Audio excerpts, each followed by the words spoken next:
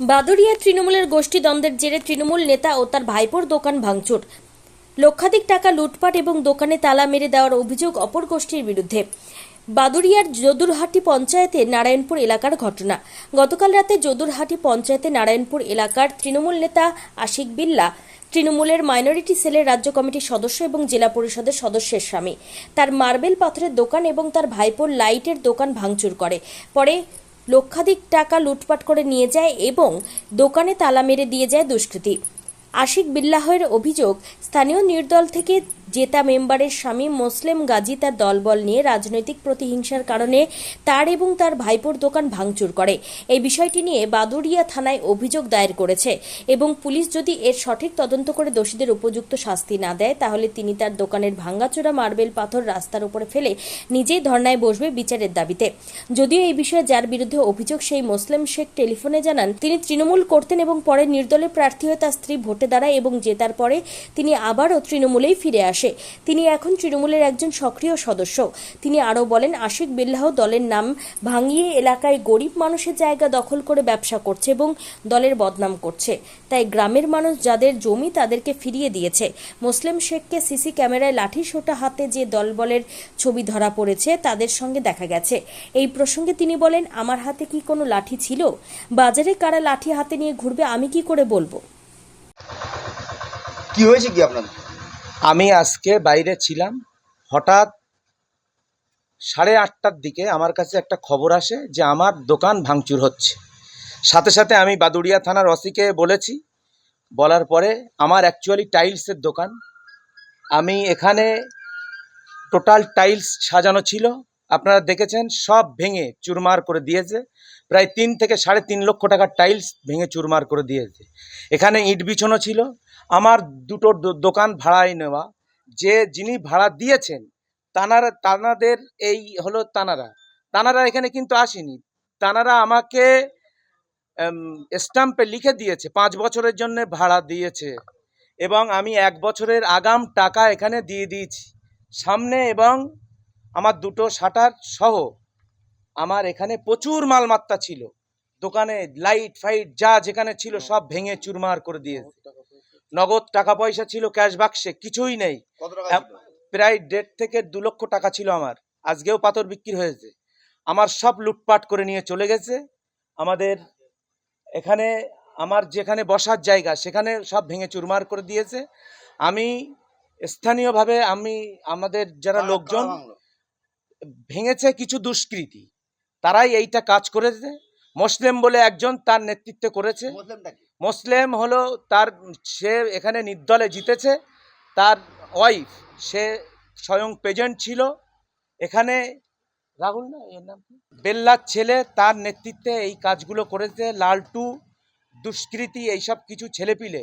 আমি দায়িত্ব নিয়ে বলছি, এরপরে আমি পুলিশ প্রশাসনের সঙ্গে সবসময় আমার কথা হয়েছে। পুলিশ এখানে এসে ছবি তুলে নিয়ে চলে গেছে। আমি নিরাপদ বোধ মনে করছি। বিগত দিনে 5 বছর আমার স্ত্রী এখানকার জেলা পরিষদের মেম্বার, উন্নয়নের দিক থেকে মমতা বন্দ্যোপাধ্যায়ের নেতৃত্বে এই 5টা জিপিতে আমরা কাজ করেছি। এখন বর্তমানে আমার স্ত্রী জেলা পরিষদের মেম্বার, স্থায়ী সমিতির সদস্য, আমি এই ব্লকের মাইনরিটি সেলের সভাপতি, রাজ্য তৃণমূল সংখ্যালঘু সেলের সাধারণ সম্পাদক। আমার একটা অনুষ্ঠান ছিল, আমি সেখান থেকে এসে দেখলাম আমার যে দোকানে একজন থাকে তাকেও বেধড়ক মারধর করা হয়েছে। কোনো অভিযোগ না, কিছু না, হঠাৎ করে এরকমভাবে আক্রমণ করা হয়েছে। এই যে সামনে যে আমি মালগুলো রেখেছিলাম, এই মালগুলোও কিন্তু আমি জানার দোকান তানার কাছ থেকে স্ট্যাম্পে লিখে এনেছি যে দোকান সহ আমি সামনে মালগুলো রাখা এখানে আমি রাখবো। আমার একটা ভাইপো, সে সাংবাদিকতার কাজ করে, তার দোকানটাও ভেঙে চুরমার করে দিয়েছে, ইলেকট্রিকের দোকান। হ্যাঁ, আমি খোঁজ নিলাম যে আমাদের অপরাধটা কি। আমরা তৃণমূল করি বলে এটাই অপরাধ। আপনি তৃণমূল করেন, যারা এসছে যারা তারা তো তৃণমূল না, তারা তো বিরোধী লোক। তারা হচ্ছে নির্দল থেকে এখান থেকে জিতেছে, জেতার পরে এরকম ভাবে আক্রমণ করেছে। আমি পুলিশ প্রশাসনের কাছে বলেছি, তিনি বললেন যে দ্রুত লিখিত দাও, আমি অ্যাকশন নিচ্ছি, লিখিত অভিযোগ দাও, আমি অ্যাকশন নিচ্ছি। তারপরে এটা নিয়ে যতদূর যেতে হয়, যদি আমি মার্ডারও হই, আমি দায়িত্ব নিয়ে বলছি, যদি আমি মার্ডারও হই, তাও কিন্তু এই আসামিদের আমি ছাড়বো না। আমি পরিষ্কার আপনাদের সংবাদ মাধ্যমে বলে দিলাম, যদি আমার চুল পরিমাণে কোনো অন্যায় থাকে, যদি কারোর সঙ্গে কোনোদিন খারাপ ব্যবহার করে থাকি, তাহলে এরা আমার দোকান ভাঙচুর করেছে, ঠিক আছে, কিন্তু আমার কোনো অপরাধ নেই। আমার এই জায়গার ওপরে আমার এই দোকান, এখানে লাইট টাইট অনেক কিছু ছিল। কারণ তো স্যার, এটা রাজনৈতিক প্রতিহিংসা। আমরা এলাকার উন্নয়ন করছি, এলাকার ডেভেলপমেন্ট করছি, সেজন্যই ওরা এরকম ভাবে সহ্য করতে না পেরে আজকে হঠাৎ করে আমার দোকানের উপরে আক্রমণ করলো। হয়তো আমি এখানে থাকলে আমাকেও আক্রমণ করতো। আমি কড়া ভাষায় আমি বলছি আপনাদের মিডিয়ার মাধ্যমে, পুলিশ দ্রুত যদি না অ্যাকশন নেয়, আমি কিন্তু আমার এই যা টাইলসগুলো ভেঙেছে আমি ওপেন এই রাস্তায় আমি তুলে দিয়ে আমি একাই প্রতিবাদ করব।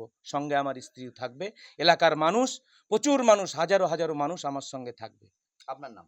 আমার নাম আশিক বিল্লাহ, আমার স্ত্রীর নাম মমতাজ বিবি। বিষয় হচ্ছে নারায়ণপুরের মানুষ মানে এই দলটা ভাঙিয়ে খায় ওই আশিক বিল্লাহ। ও দলের ভয় দেখিয়ে, পাওয়ারের ভয় দেখিয়ে, নেতৃত্বর ভয় দেখিয়ে ও সাধারণ মানুষের এইসব জমি দখল করে খায়। হ্যাঁ, আর যে জমিটা বলছে, যেটা ওই টাইসের ব্যাপারটা আবার কি কোথায়, হ্যাঁ, ওটা তো অ্যাকচুয়ালি যার মালিকানা সত্ত্ব সেই জনগণ তো সেই তারে মানে পাইয়ে দিয়েছে।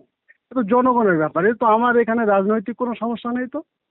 না, আপনার যেটা হচ্ছে সিসি ক্যামেরায় আপনি যাচ্ছেন, এটা দেখা গেছে আপনি একটা স্কাই কালারের জামা পরে আপনি যাচ্ছেন এবং হ্যাঁ। আপনার সঙ্গে অনেক ছেলে পিলে লাঠি সোটা নিয়ে যাচ্ছে পিছনে পিছনে বাজারে, আপনিও নারায়ণপুর যাচ্ছেন। বাজারে আমার হাতে কিছু দেখেছেন? না না, আপনার হাতে দেখিনি, কিন্তু আপনার সামনেই আর কি লাঠি সোটা নিয়ে কে লোকজন কোথায় যাচ্ছিল। গিয়েছে, কি লাঠি সোটা নিয়ে গেছে, আমি কি বাজারের লোকজনকে আমি চৌকি দিয়ে বেড়াবো? আচ্ছা, তাহলে আপনার বিরুদ্ধে যে অভিযোগটা উঠছে তাহলে সেই বিষয়ে কি বলবেন? ও আমার বিরুদ্ধে অভিযোগ করছে, ওর মানে অস্তিত্ব বজায় নেই, অস্তিত্ব রাখার জন্য ওইসব ভুলভাল অভিযোগ করছে। এর সঙ্গে তো আমার কোনো সম্পর্ক নেই। আচ্ছা আচ্ছা, আর আমি যে নির্দলে জিতেছি, আমার ওয়াইফ জিতেছে যেটা, সে তো আমি তো টিএমসি করতাম, ভুলবশত একটা হয়ে গিয়েছে, তারপরে তো আমি তো আবার দলে জয়েন করেছি।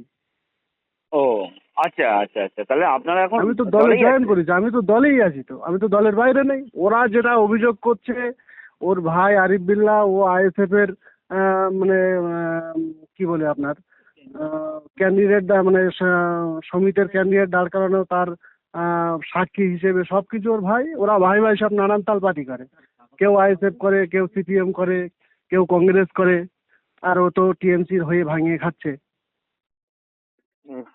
আচ্ছা আচ্ছা, ঠিক আছে ঠিক আছে। ধন্যবাদ ধন্যবাদ ধন্যবাদ। হ্যাঁ, ঠিক। বাদুড়িয়া থেকে সুকান্ত দাসের report, PB news. Dream life hospital, ঠিকানা বর্ধমান রাজ কলেজ মোড়। যে কোনো রকমের চিকিৎসার বিশ্বস্ত প্রতিষ্ঠান ড্রিম লাইফ হসপিটাল খুবই কম খরচে বিশ্বমানের চিকিৎসা প্রদান করে থাকে। উন্নত মানের ওয়ার্ড কেবিন, পরিষ্কার পরিচ্ছন্ন পরিবেশ দ্বারা সুসজ্জিত চিকিৎসা ব্যবস্থা ড্রিম লাইফ হসপিটালে।